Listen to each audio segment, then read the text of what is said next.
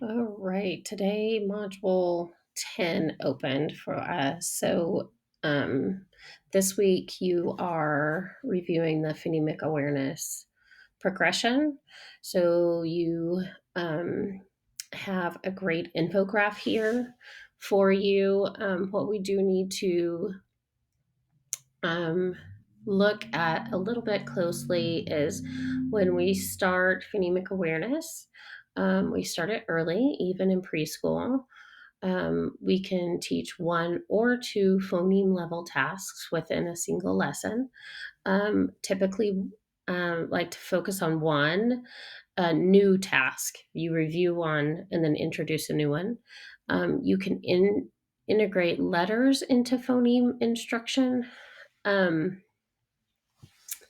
the rule of thumb that um, we have been following through our instruction is K to 2, no letters for the phonemic awareness instruction, and then 3 through 5, the to integrate the letters helps make up the time because you have so much ground to cover for 3 through 5 struggling students.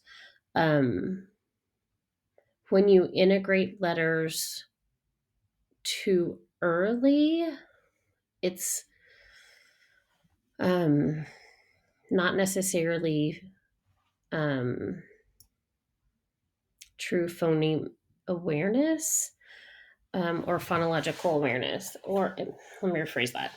It's phonological awareness. It's just you're orthographically mapping um, at the same time. So, what we want to do is K through 2, no letters, and 3 through 5, introduce the letters to help make up that time. So, that's kind of what we're doing here. Um, teach phonemic awareness in small groups when appropriate and possible. Does that mean whole group instruction is not okay? No. It just says when appropriate and possible.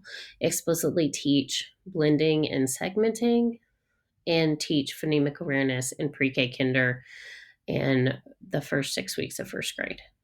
Does that mean that you cannot do it past first or second? No, we also know that older students need phonemic awareness. So that's a great infograph for you.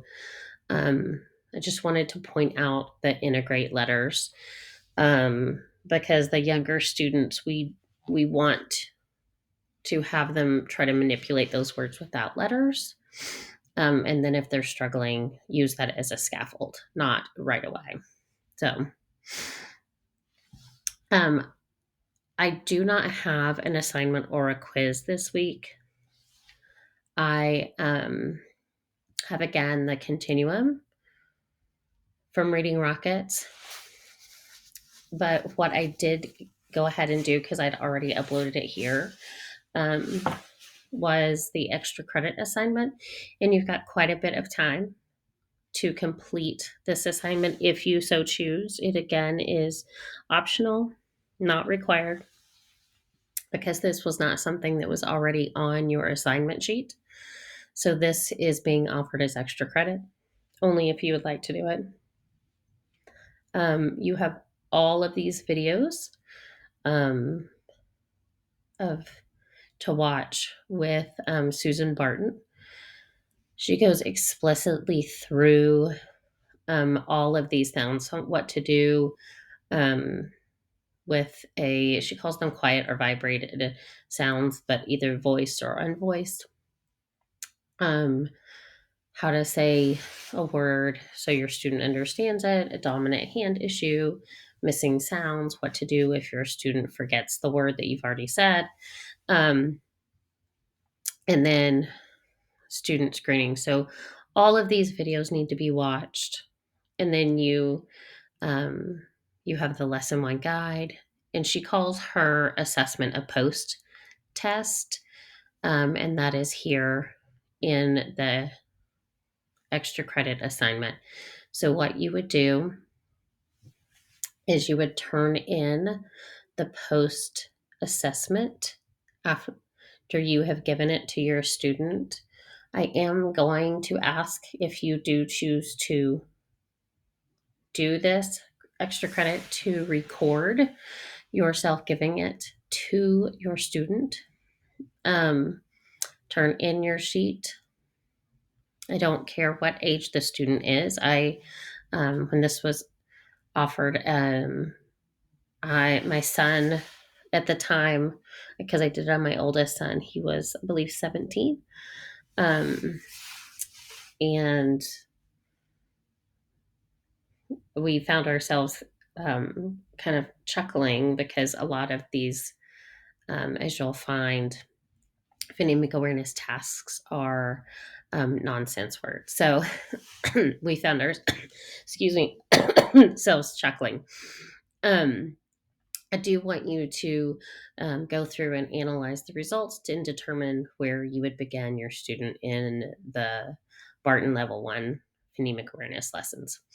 I also want you to reflect on the Barton videos and lessons that you have watched and determine if these lessons would be helpful for your student and why.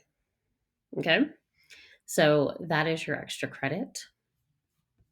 If you choose to do that, you have 30 points possible. Okay. So that is it in module 10. The smart speech therapy PDF, working smarter, not harder. Information for you is also available again, and your extra credit is not due till April 23rd. So you do have some time to complete it. So